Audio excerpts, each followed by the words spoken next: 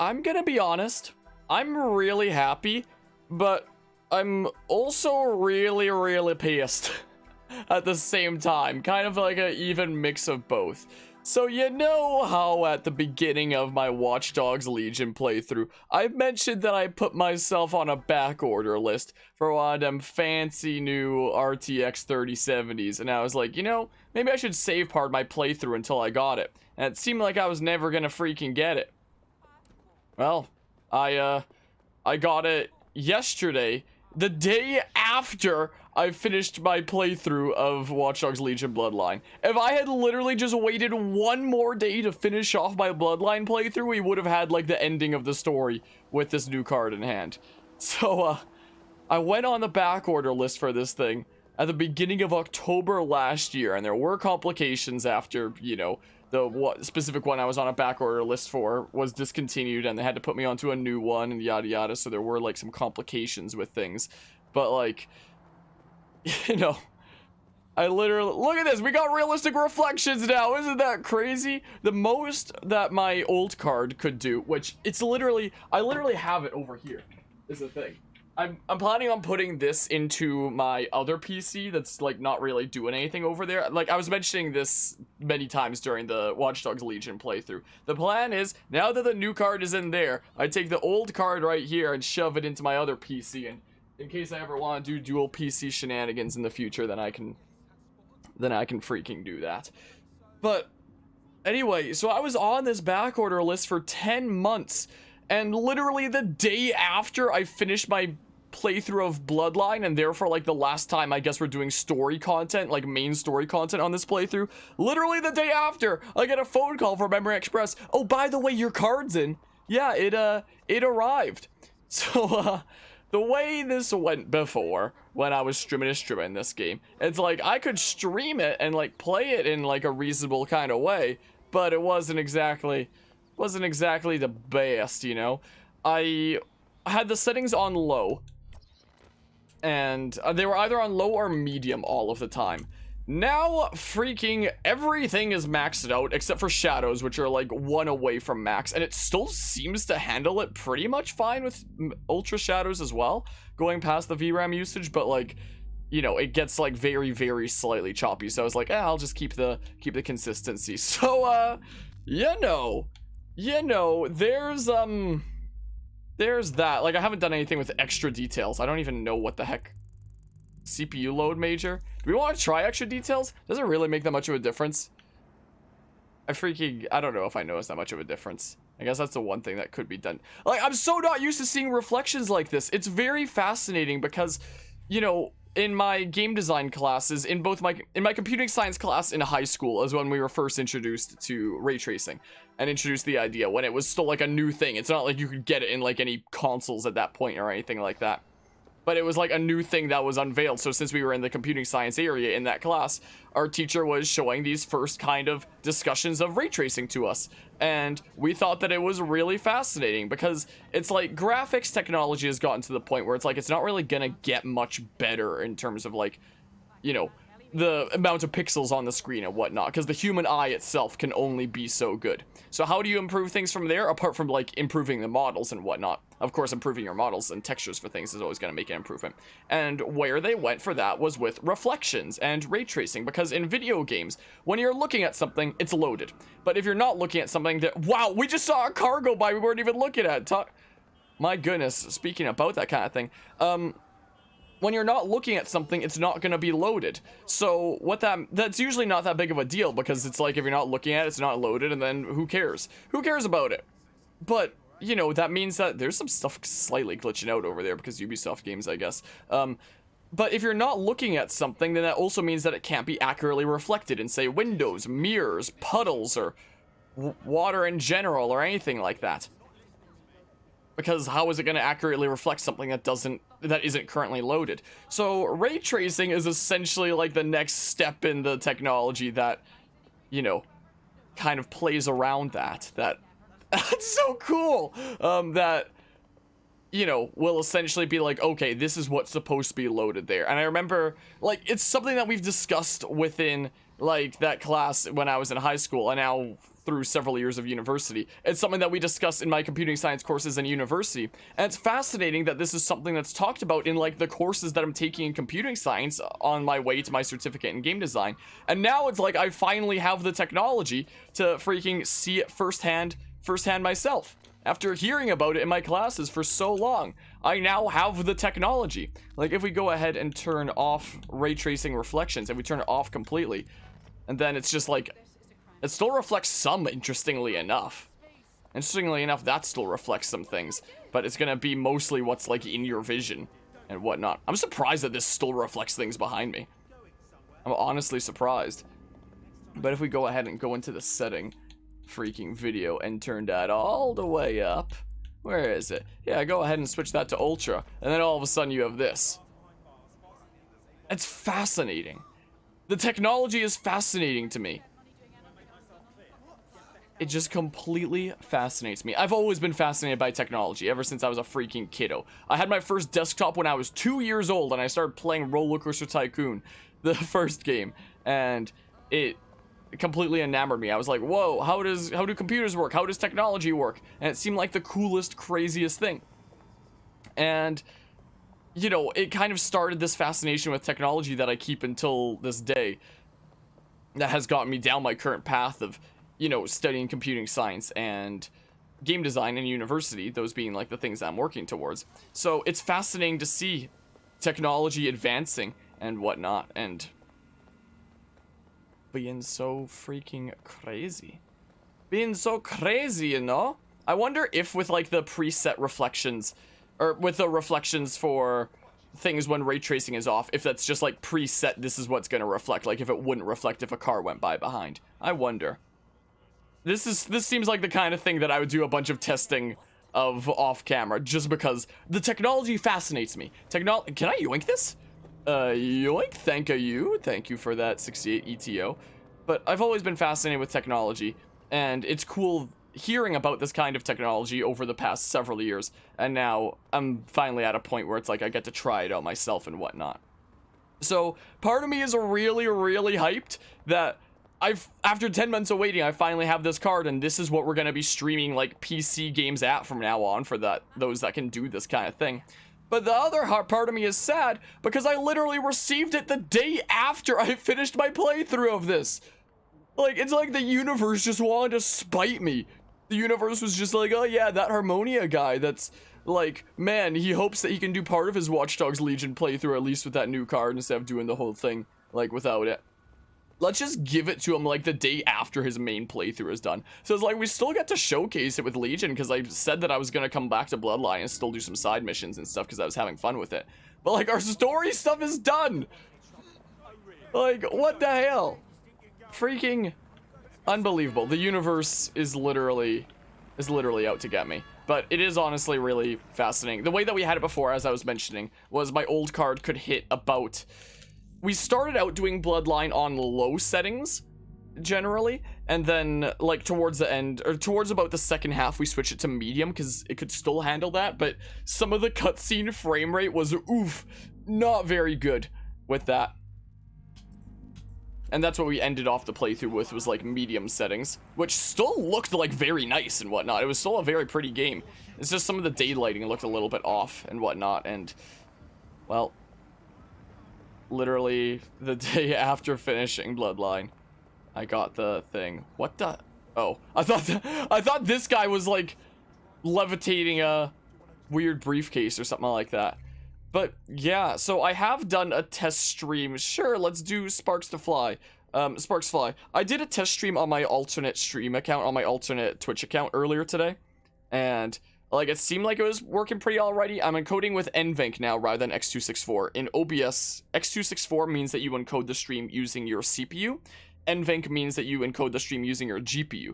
And these kinds of graphic cards are supposed to be specially made to, like, handle NVENC very well. And it was a little bit choppy at first when I first did it, but then I switched its setting to max performance, and now it seems to be alright. And... big thanks to Carvia for freaking tuning into that stream to stream on my alt account and letting me know what things were looking like and whatnot. Alright, guns and bombs aren't the only things Freddy helps people get. Sometimes it's a fancy cheese that's been out of stock for 6 months. Other times it's fireworks to help a whole neighborhood ring in a special day. Yeah, let's go let's go talk over there and whatnot. So, yeah, I was testing it out at first, and it seemed a little bit choppy with the frame rate at first. Like, the game was appearing a little bit choppy, but now it seems to be alrighty with switching it to max performance and whatnot. It's a shame I can't set it to max quality, but even without being max quality, this should still be, like, prettish nice, right? What the hell is going on here? Welcome to Ubisoft Games 101, I guess, or something. My goodness. But, yeah, so I was encoding with my CPU before, and, you know, everything uses CPU on your computer if you're going to be running it. So there's going to be a lot of things fighting for resources there. So, you know, if you're encoding with freaking CPU, then all the other things that your stream is doing, that your computer's doing, are gonna be held back a little bit, especially if you're running other things, like a freaking video game, and whatnot. Well, how to do, and whatnot. And, like, I could have potentially done, like, encoding with NVENC before with, like, my old graphics card, which is encoding with your GPU instead. Of course, OBS is still going to use, like, a little bit of CPU. It says I'm at 5% CPU usage right now. 4.6% apparently. It switches between, it's more in the range of 4.5 to 5.5% CPU. Whereas when I was encoding with, X264, which was the dedicated way to encode streams with CPU, I'd be hitting about, like, usually about 30% CPU usage. Now encoding with NVENC, I'm usually around 5% CPU usage to encode this whole stream, which is, like, really, really nice to not be taking away those other resources from my computer to be running things like games. Of course, with NVENC and whatnot, it could also mean that, like, the reason I wasn't encoding with NVENC before is it could turn out pretty decent for, like, console games and whatnot that I was streaming through my capture card. But for games like this where I'm playing it on the same PC that I'm streaming it from, it was a little bit sketchy because that's, you know, resources that you're taking away from the graphics card as well. So, you know, while encoding with NVENC with my old card was fine for console games through the capture card, for stuff like, you know, this, it was a little bit sketchy, and I was like, okay, I feel like there's more space that I'm willing to give up in my CPU over my GPU. So that's what I did. But now with this kind of card, it's handling it all just fine. And something else, oh, I want to note that when I mentioned that I was playing this in, like, low to medium settings before, we were always hitting anywhere from about 35 to, like, 50 FPS, somewhere in that range. It would fluctuate. We'd usually be sitting around 45 FPS is usually what my computer could handle. Now, the stream is apparently a clean 60 FPS at all times. So, watching this on YouTube or whatnot and setting the quality setting to 1080p 60 FPS, that's actually going to be the truth now, instead of a lie like it was, because it would be fluctuating between freaking 35 and, like, 50 FPS. It'd be fluctuating all over the place, because my computer couldn't handle it. But now it's freaking, it's great, I feel great. But I also feel awful, considering we only got this literally the day after finishing this. So, Dragon Boat Festival. Than by blowing a bunch of shit right up. Yep. Sounds like you know your market. Yeah, problem is, Clan Kelly decided to muscle in on it. They took over Chinatown. Oh no. They stole my shipment, and worst of all, they're robbing my customers before they can pay me. Oh no. So you want me to steal back the goods? Nah, I want you to take out the competition. Go to their ends, launch the fireworks to draw them out, and bang. The bang is you busting their skulls. Got it. Hey look, it's nighttime now. I much prefer the look of this game at night over at day. I think it's way more pretty. Like, the day lighting always freaking throws me off a little bit. At first I was like, can I hack the fountain? No, that's not the case. But, like, I very much like the lighting and whatnot during the night, especially more. Just get a little bit wet there and whatnot. Something else about the card that I guess is worthwhile to note is the one that I got has some RGB lights in it, and my motherboard already did as well. So that means my computer's, like, even more glowy than before. I've thought for a while about putting RGB lights into it, but now it's just, like, extra glowy. Like, it's not enough to illuminate, like, the whole thing. But now there's the motherboard being glowy and the graphics card being glowy, and then, like, the freaking stream deck that's on top of it and whatnot. But now the underneath of my desk just gets to be, like, an extra glowy kind of this way for the, yeah, that way for the camera. It just gets to be like an extra glowy kind of space, and I love making a freaking, I love glowy computers. They're so cool. And I continue to think about freaking Cernal coming out of nowhere, subbing for 5 months now with Prime. I appreciate the Prime sub there, Cernal. I know you can only use that Prime sub in one place each month, so I appreciate using it here this month. Welcome back to Team Enharmonic and enjoy another month of the emotes and sub badge and all that fun stuff that I like to mention. Do they really not care about me ramming that? My oh my. I'm doing freaking great and awful at the same time. All from my freaking graphics card. Because I remember you were there in my first ever stream of Watch Dogs Legion back when this game first came out. And I was mentioning that I went on a back order list for an RTX 3070. I got it freaking yesterday, the day after I finished my main playthrough of this game. Like, there's still side missions to go around and do, which I'm doing because they're fun and whatnot. I don't know. I'm new here. So I was still doing like other side stuff because it's fun and stuff. But literally 2 days ago, I finished my main playthrough of this, and then the day after I get the card. Like, it's like the universe was just out to freaking spite me. Like, I don't know what the heck was going on with that, but the universe literally had something against me. So, like, now everything looks great, but 1 day too late. Yeah, it runs way better. This is gonna very much help this stream to stream. I just really wish that I got it earlier. Of all the days it could have come in, after literally 10 months, it's the day after I finished, like, the story of this game. Well, the story of the DLC of this is what this is. Please don't see me. Please don't see me. You see nothing. The day after I finished the freaking DLC of this, which I actually really enjoyed. Like, I had mixed feelings about the base game, but I actually I can't attract you to here. But I actually really enjoyed the DLC of this, probably more than the main game, honestly. So, you know, I'm in a, whoa, decently good mood here. Hyped that I got my new card and whatnot. And still having fun with this game. Having fun with the DLC of this that, again, I think I enjoy more than the main game. No. No. No.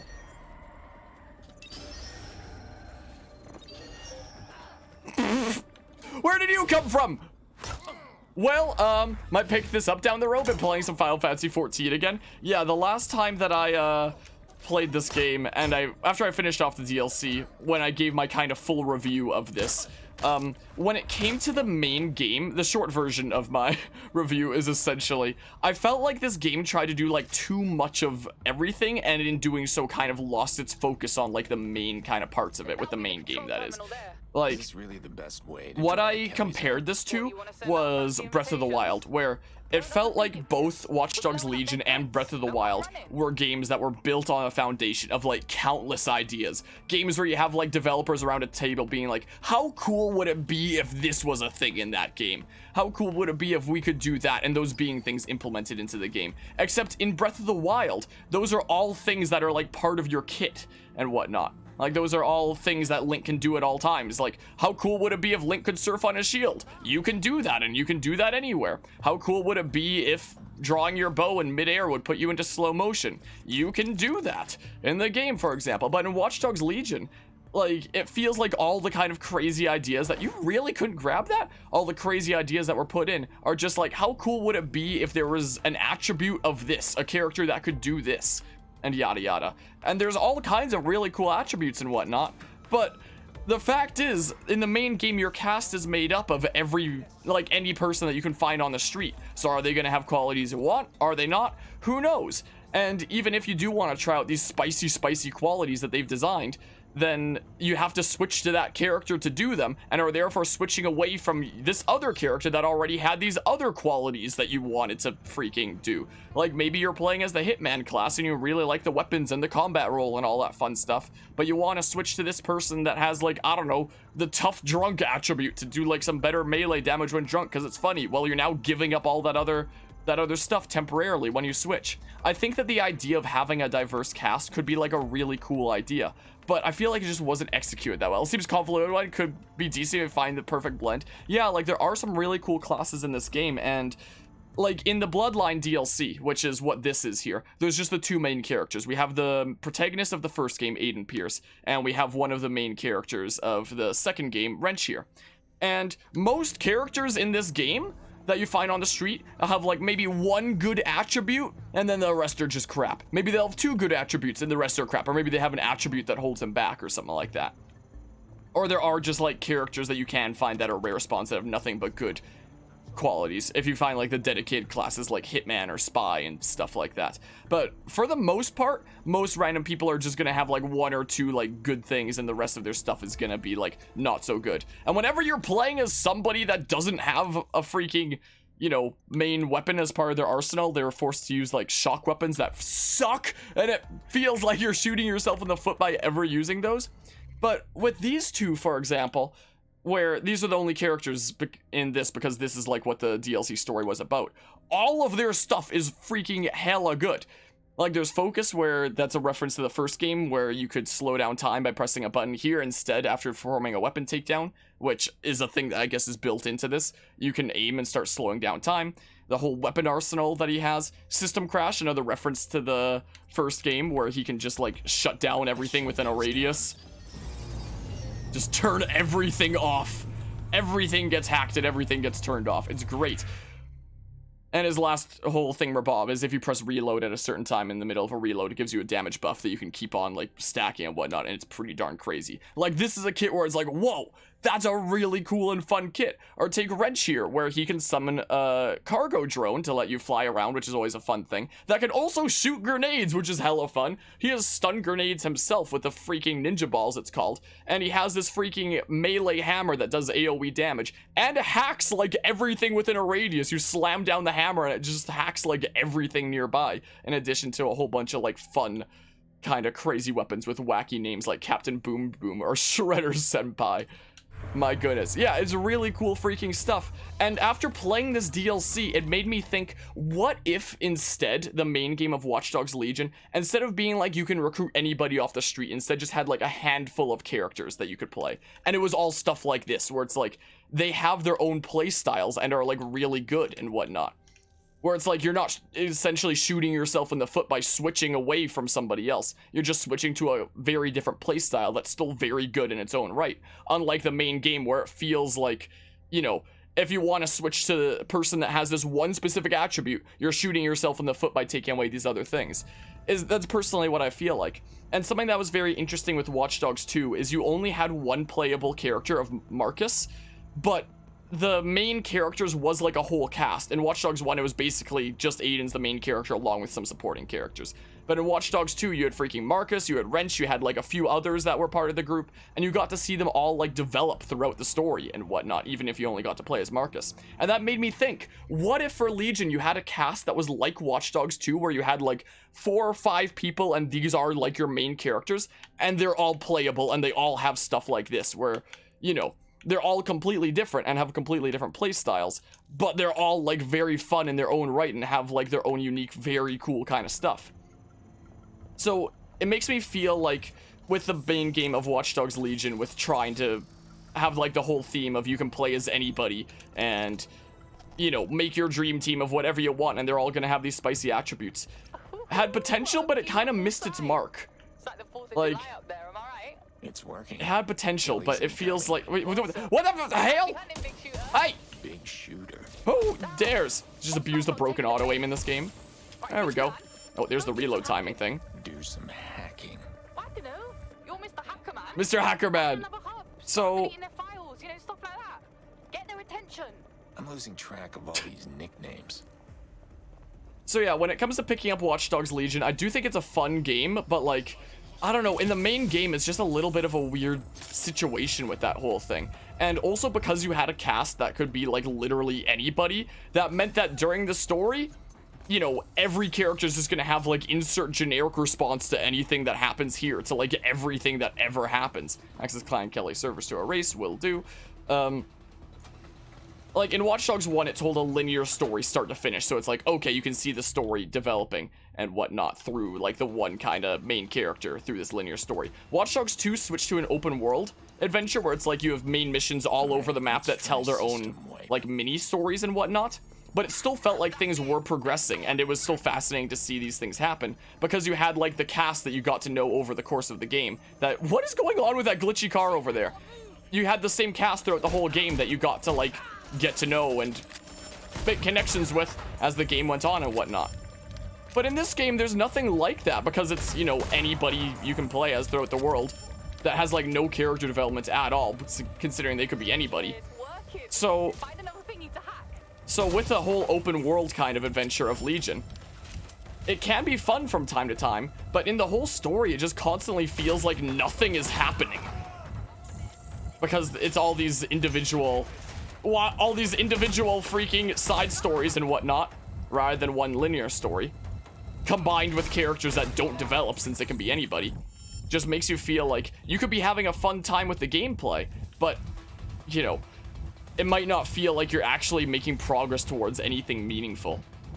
There are a lot of really cool and fascinating things about the story of Watch Dogs Legion, but I feel like on playing Bloodline here, the actual dedicated linear story with the DLC made me realize just how much the main game story just felt like nothing was happening. Because I really, really enjoyed the story of this DLC side story.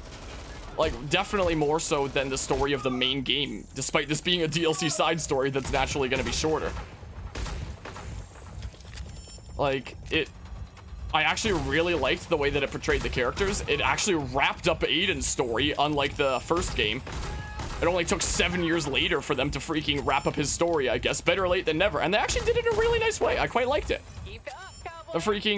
The character of Wrench here did not at all need character wrapped up or anything like that. Like, they just kind of threw him in because he was a character people liked from Watch Dogs 2. So I was like, he's just gonna feel like one of those characters just slapped in because people liked him.